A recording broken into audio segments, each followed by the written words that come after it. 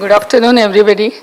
After the mesmerizing talk that you heard given by Dr. Borges, Anita Borges, as we used to call her, I'm going to bring you, she has taken us to the next level, and through my speech, I'm going to bring you down on the ground and see that you remain grounded. As he mentioned, my main passion is, of course, teaching, and head and neck pathology is one of my system specialty.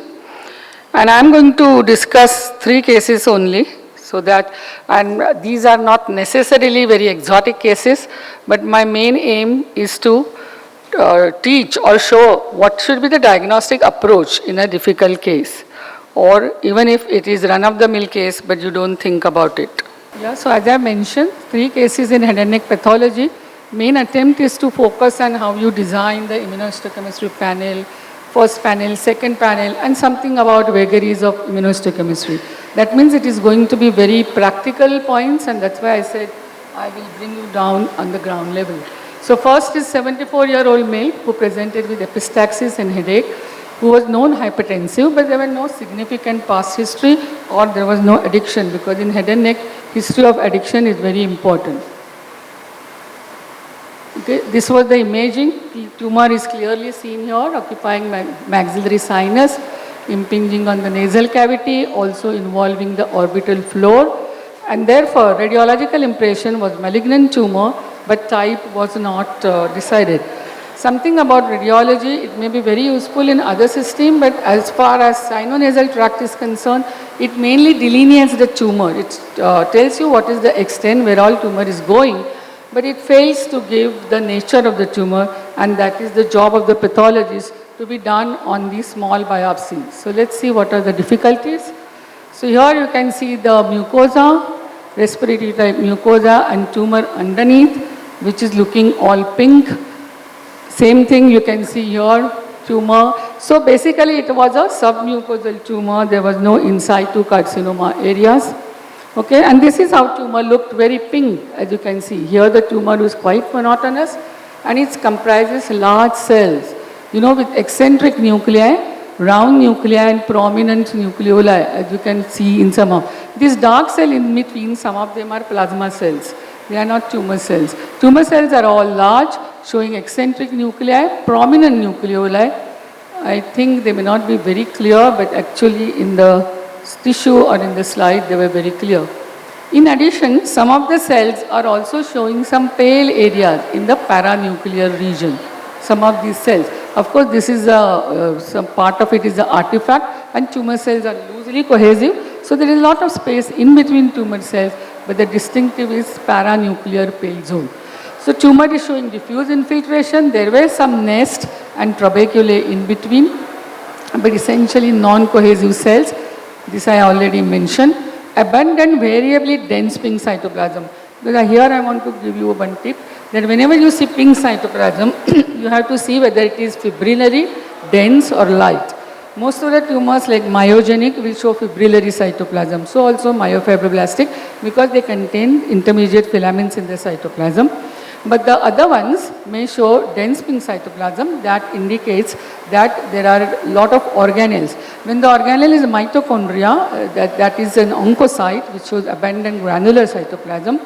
Organelles can be RER, rough endoplasmic reticulum, protein producing. That is what is plasma cell. But here it was a dense but variably dense cytoplasm. And hardly any stroma was seen in between. Tumor was high grade, mitotic activity and necrosis was evident. But what was not seen was any glandular or squamous differentiation, because that is your first observation you want to make whenever you see any mucosa-based tumor. So naturally our differential diagnosis range from polydifferentiated carcinoma, including some sarcomas, amelanotic melanoma, myoepithelial carcinoma, and plasmablastic lymphoma. Naturally these two were on the lower side, because these ones do not show abundant large cytoplasm. When you see large abundant, these things come into the differential diagnosis. So malignant tumor, but we did not know whether it was sarcoma or carcinoma. These are some of the other tumors which can show abundant pink cytoplasm. Basically this is a case of amelanotic melanoma, and this is the case of large cell neuroendocrine carcinoma. So how much the nuclei resemble our tumor? Vesicular nuclei and prominent nucleoli. And this is plasmacytic variant of myoepithelial carcinoma, which does not show very round nuclei and prominent nucleoli. So the first panel, when we did, included epithelial markers like CK, EMA, P63 and synaptophycine. So this is how I wanted to tell you that first marker is usually sensitive and it encompasses, depending upon differential diagnosis, you select the markers, and then what comes positive in that first marker, you do a second immunohistochemistry panel where you try to be more specific. So this tumor, we did epithelial and some general sarcoma markers like S100, CD34 and desmin. But this was immunonegative for neuroendocrine markers too, and also these sarcoma markers. Synaptophycine was actually focally positive. This shouldn't have been there. But chromogranin and CD56 were negative and Ki67 was high. Now, have some of you guessed this tumor? Epithelial markers were diffusely positive. We never expected them to be so nicely positive, but they were. And P63 was focally positive. All the rest markers were negative. Okay, I'm just showing one of them. So anyone coming with the diagnosis? So obviously with so much epithelial markers and all other markers being negative, polydifferentiated carcinoma was our first thought. But what was the subtype? We had ruled out all these, large cell neuroendocrine, amelanotic and also proximal variant, epithelioid variant of MPNST. So what is remaining? And it didn't look like typical undifferentiated carcinoma. So we went back to find out any special clue. Only clue what we had was paranuclear pale zone. And that actually leads you to the diagnosis. You all know that these are the special cell, okay? Under electron microscope, the pale zone means there is a ball of filaments. So these are actually rhabdoid cells. These are actually rhabdoid cells, and this is the specific EM appearance of the cells, and the pale zone is essentially because of filamentous cytoplasmic inclusion, which occupies the paranuclear position, and that's why the tumors look pink and they are different from other pink tumors. So this one has solved our mystery that this is a showing rhabdoid phenotype. But rhabdoid is just a phenotype, that doesn't lead to specific diagnosis. And the SMARCB1 is the tumor suppression gene. We heard it from Dr. Shilpa, she had a similar case. And in this particular tumor, it is the gene inactivation which is implicated in the pathogenesis, and which is a diverse group of malignant tumors which share rhabdoid phenotype. And these are the tumors. So again, it includes carcinoma, epithelioid sarcoma, melanoma, and of course the specific tumors like malignant rhabdoid tumor and ATRT. So with this knowledge and understanding, it was easier to say that this was the rhabdoid phenotype seen in the polydifferentiated carcinoma. Single marker to crack the case, of course, in the right setting, which is very important. No single immunohistochemistry will diagnose a case. It is always the constellation of the features. And then we did INI1, and of course, this is negative. As you can see here, only control is inbuilt control is positive, and therefore we could clinch the diagnosis that this was SMARCB1 deficient sinonasal carcinoma of rhabdoid type. Because you also know that the same tumor can show basaloid histology also. It may be intermingled with rhabdoid, or it can be just a basaloid predominant. So this was another case where you can see basaloid and in between rhabdoid cells, combination of the two. And this one also was the example of the same case. But if you don't see rhabdoid cells here, the differential diagnosis varies, as was discussed. It could be basilar squamous cell, HPV-associated multiphenotypic carcinoma. It could also be high-grade adenoid cystic carcinoma, which shows only solid pattern and doesn't show the typical cribriform pattern. So the list of differential is very long, but if you are on the right path, this marker will help you to diagnose, because most of the tumors INI1 will be positive, whereas here it is lost. So the SMARCB1 deficient shows both types, basaloid, rhabdoid, or a combination one. This is usually an aggressive carcinoma and it needs to be treated by multi-modality treatment, chemotherapy, radiotherapy, then surgery. Now, list of undifferentiated sinonasal tumors is very long. That itself is a lecture, more than an hour lecture. I don't intend to go through. What I wanted to highlight is there are so many new entities which have been described by which the group of sinonasal undifferentiated carcinoma is getting smaller and smaller, and these are the specific entities. And again, Dr. Shilpa has already touched upon this. You also have IDH mutant type, you have SMARCB1, HPV associated, which is multiphenotype, and it can look like basaloid squamous carcinoma, adenoid cystic carcinoma, and nut midline, which is also specific. So you have to be aware of all these, and you have to employ right marker, to hit the case or to crack the nut. So in general, epithelial tumors of sinonasal tract are very rare except squamous cell carcinoma and adenoid cystic. Considerable or diagnostic and therapeutic challenges are offered by them. In fact, if somebody asks if you get sinonasal tumor and you ask at the general pathology lab what you should do, I would say the smartest way is to just categorize malignant tumor or not and what is the shape, spindle cell, round cell, undifferentiated epithelial, and please refer to higher center or please refer where there are lots of immunochemical markers. That is better. This is not at all a marketing strategy. Let me tell you, this is to save your time, your energy, and if you are not so much aware, and patient's money. This is just to save that, and it is better that in the same time you repeat 10 other cases confidently. So this is just to say how difficult they are. Okay? So you go to the second case, 32-year-old male. Now that was the elderly man without any habit. This was the younger person with gutka addict, who was the gutka addict. He presented with swelling in the left side of the jaw and cheek with pain and dysphagia.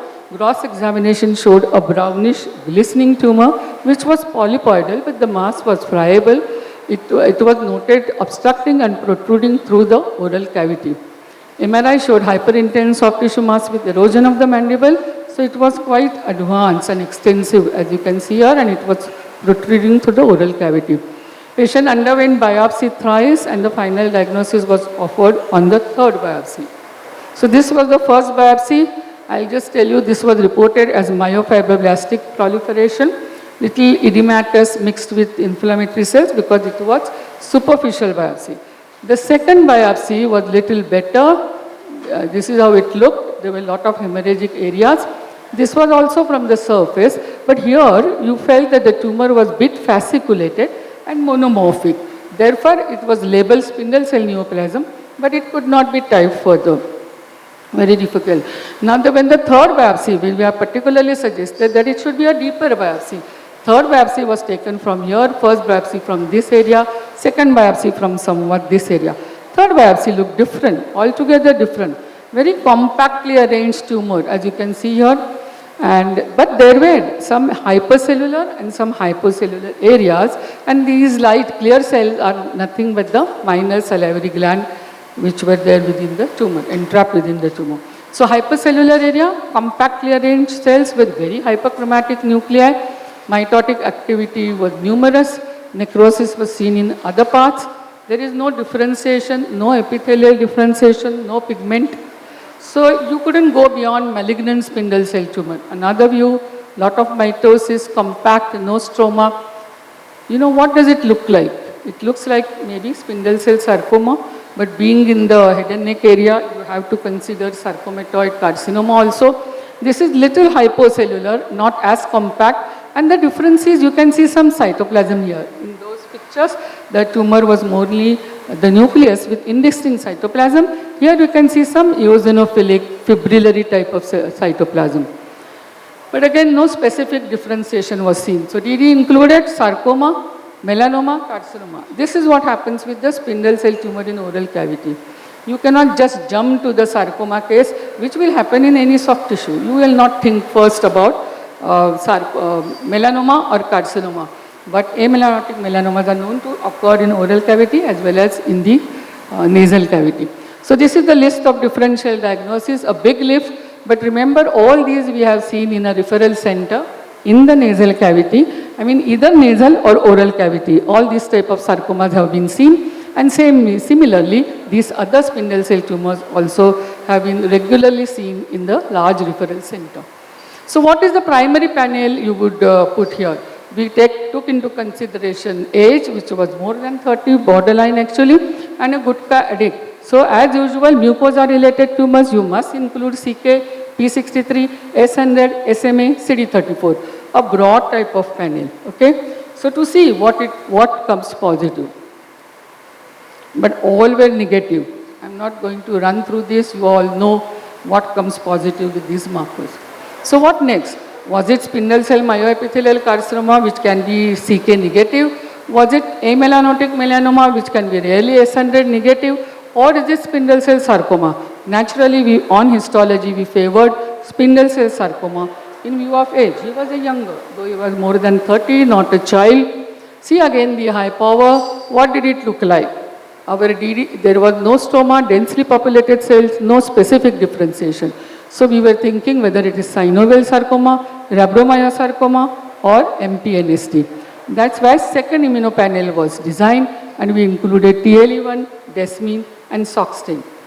And tell me what must be positive, can anyone suggest? One marker was positive.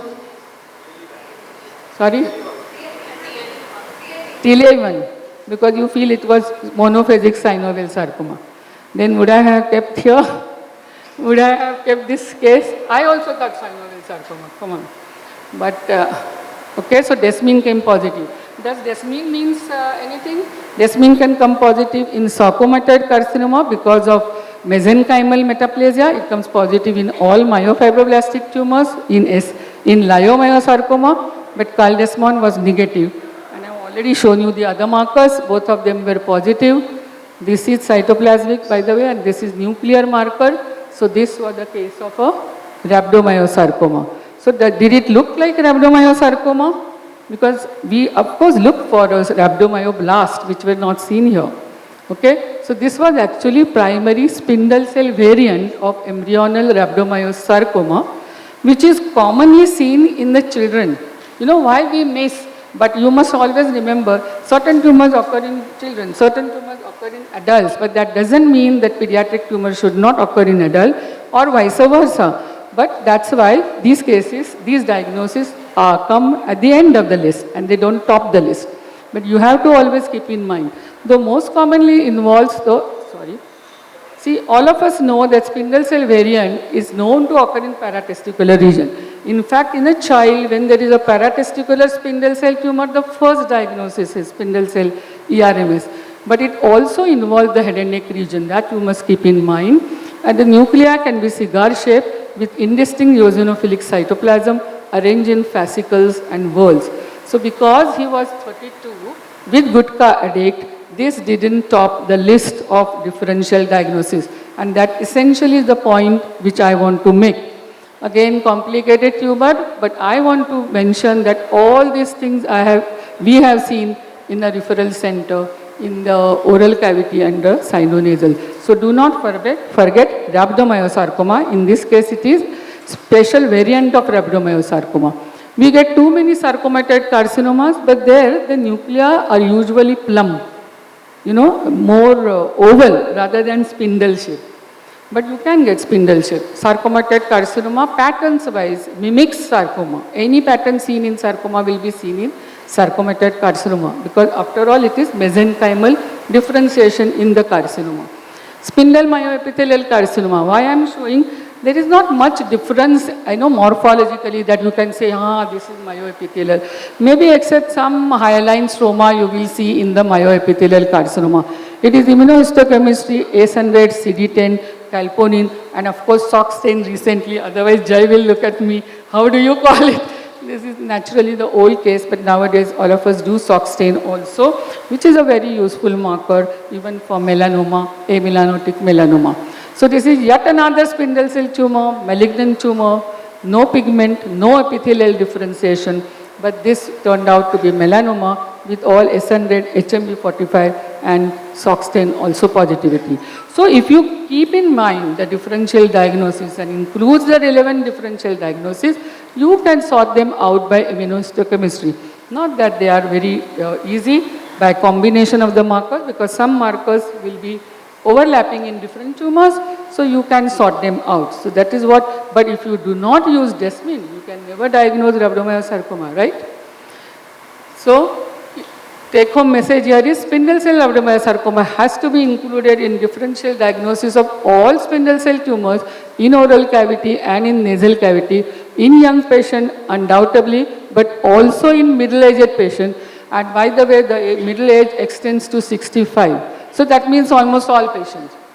So don't go by watertight compartment. The children, adolescent means embryonal rhabdomyosarcoma. If it is a spindle and head and neck, that combination, not anywhere else like abdomen. So no proven molecular signature. Genetically, it is not linked to either ERMS or ARMS in the few studies that have been done because it is not so common variant. So there are not many studies. Diagnosis of ERMS indicates upfront chemotherapy, and that's why you have to diagnose it on biopsy or even in a bigger biopsy, because the main treatment is anterior chemotherapy and then followed by maybe surgery.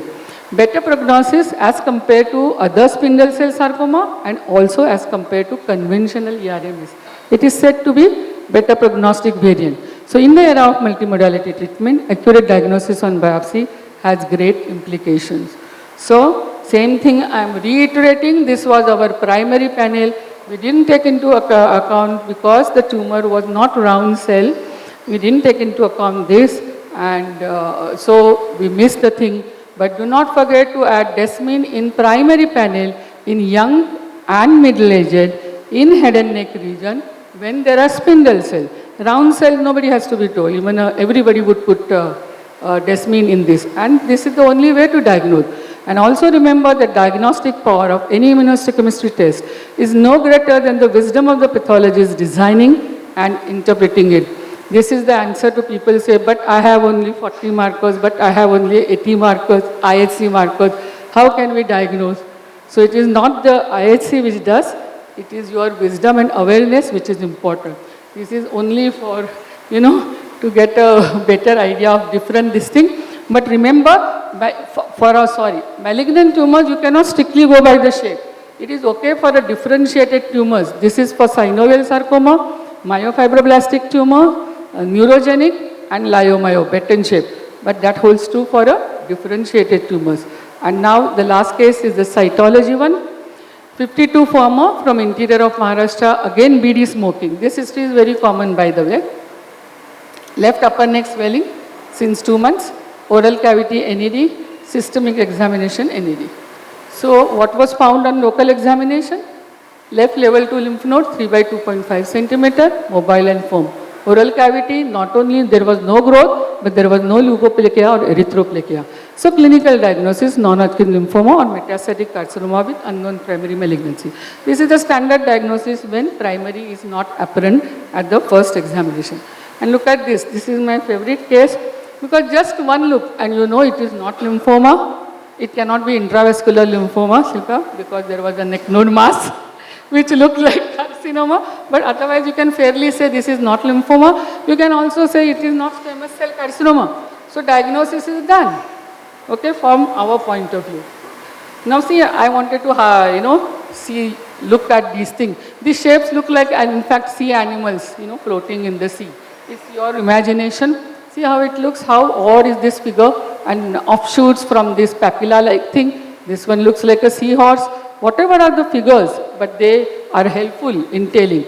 Now this is more common pattern, that is cribriform pattern, which was seen in the FNAC in a smaller area. But on high power, the nuclei looked like low grade and they showed lot of intranuclear inclusions. Okay? So we started wondering whether it is papillary thyroid carcinoma. But why cribriform pattern? Somebody suggested cribriform morular variant of papillary thyroid carcinoma. If we get PTC are identified by nuclei. So any nuclei which resemble PTC, the first diagnosis is papillary thyroid carcinoma. But you cannot, just depend on one particular thing. So since PTC was thought, thyroid ultrasound was done, nodule was found, usual thing.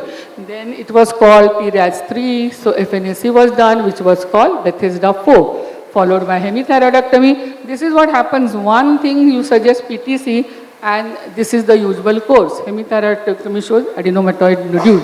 So remember, thyroid lesions are treacherous, and so are intranuclear inclusion.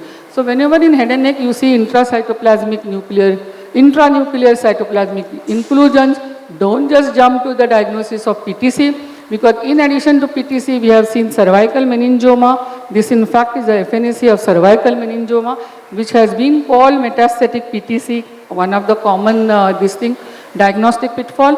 FDCT, follicular dendritic cell tumor of node, also shows inclusions and grooves and cervical thymoma. So please beware of the intranuclear cytoplasmic inclusion. So basically this was a low-grade carcinoma with nodal metastasis. It itself is a contradictory, but that itself offers you the clue. PTC is ruled out as FNA of the lesion of the thyroid was adenomatoid goiter. So primary was zeroed down to salivary gland being a neck node. And all the 3 salivary glands were normal. USG of the parotid was normal. So as a pathologist, we suggested that please have a look at oral cavity, and then clinician found a bulge in base of the tongue. Biopsy was done, initial biopsy hyperplastic lymphoid tissue because tumor was hidden beneath it, and that's why the clinician could not appreciate it as the primary. So pathologists suggested deeper biopsy should be taken because we strongly suspect minor salivary gland tumor, and on insistence the deeper biopsy was taken. And see what it shows. Salivary gland tumor, same patterns, cribriform and papillary, complex papillary matching the FNAC, you see. So these were the main patterns, not like adenoid cystic carcinoma, okay, not like somebody also suggested whether it is PTC arising from thyroglossal ducts in the tongue, but it wasn't like that. We'll see. Nuclei though closely resemble the papillary thyroid carcinoma, as you can see here. I think there is a high power view also. Okay, but that doesn't make it PTC because TTF1 and TG were negative. It is very easy to diagnose any differentiated thyroid carcinoma by these two, and the third one of course is the PAC set. All 3 will be diffusely and strongly positive. What was positive was CK7 and S100, which occurs in many salivary gland tumors. So can you tell me which salivary gland tumor it was? Just saying salivary gland is not sufficient. We have to identify, and why it was so low grade.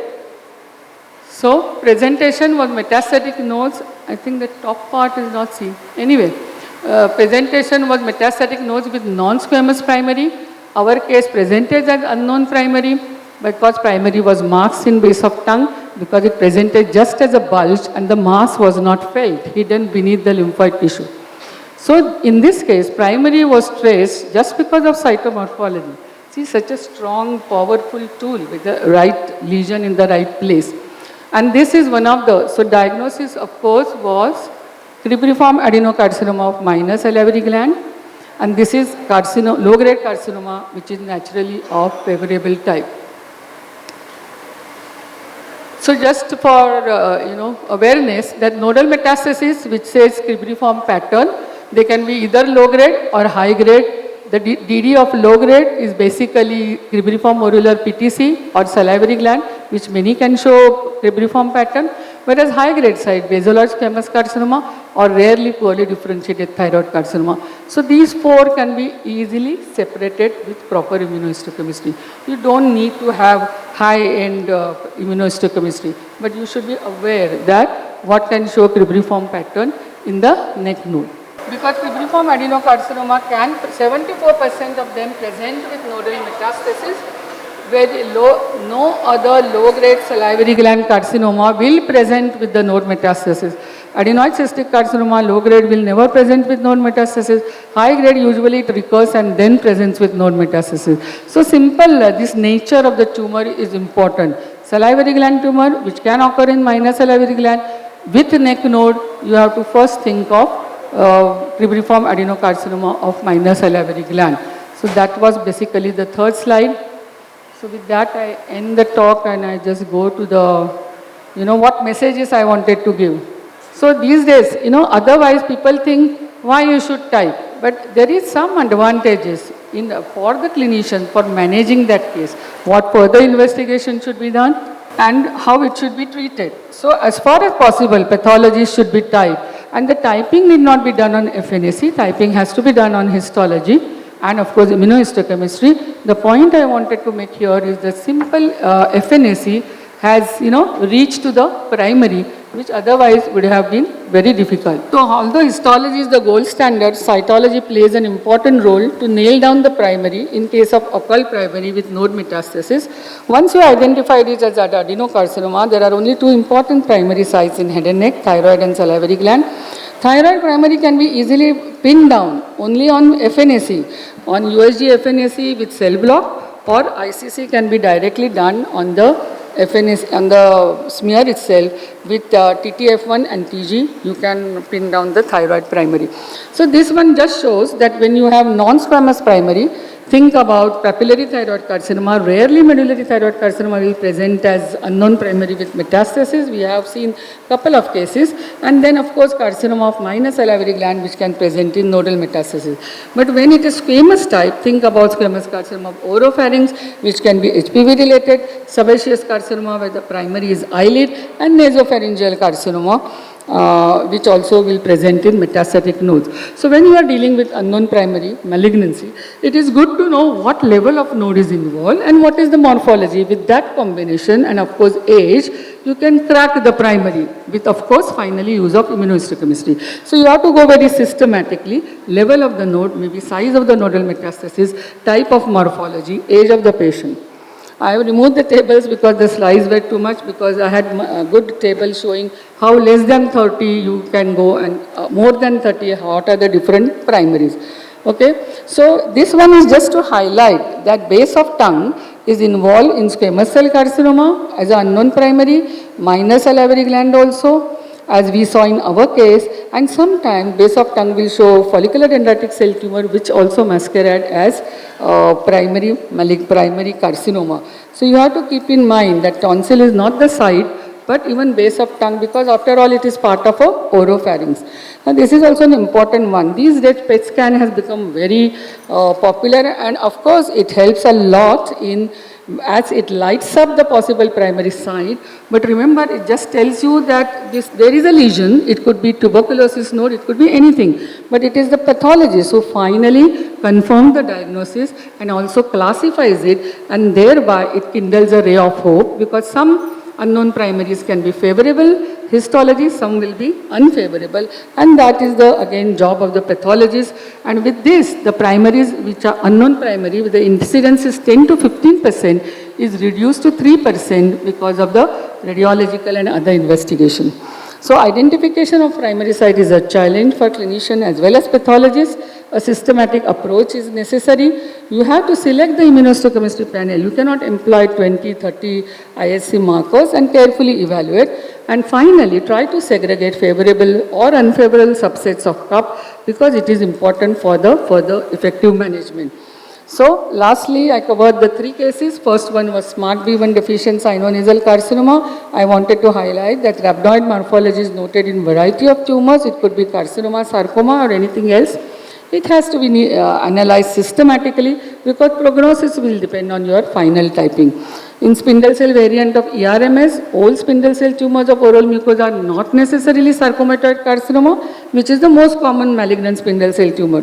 True sarcomas rarely do occur as oral cavity primary. Some of them can be chemosensitive. Spindle cell ERMS is the most chemosensitive, followed by synovial sarcoma, and you should make every attempt to identify it and confirm it by appropriate ISC markers. Metastatic adenocarcinoma with unknown primary much rarer than squamous carcinoma, and here is the importance of noting the primary site. Unlike squamous carcinoma, once it is unknown primary, you don't have to find out exact what is site, of course excluding HPV associated squamous carcinoma. All UPM are not squamous or not nasopharyngeal carcinoma in head and neck. Salivary gland and PTC also comes as an unknown primary, and base of tongue is also one of the important sites for hidden primary site. So as you can see, pathologists have really a great role to play in cracking the nuts in head and neck pathology and planning. And most importantly, the multimodality treatment depends on it. So please, pathologist's role is very responsible, and that's why a pathologist has become a core member of multidisciplinary joint meeting. Thank you very much for the patient listening and also being patient for this.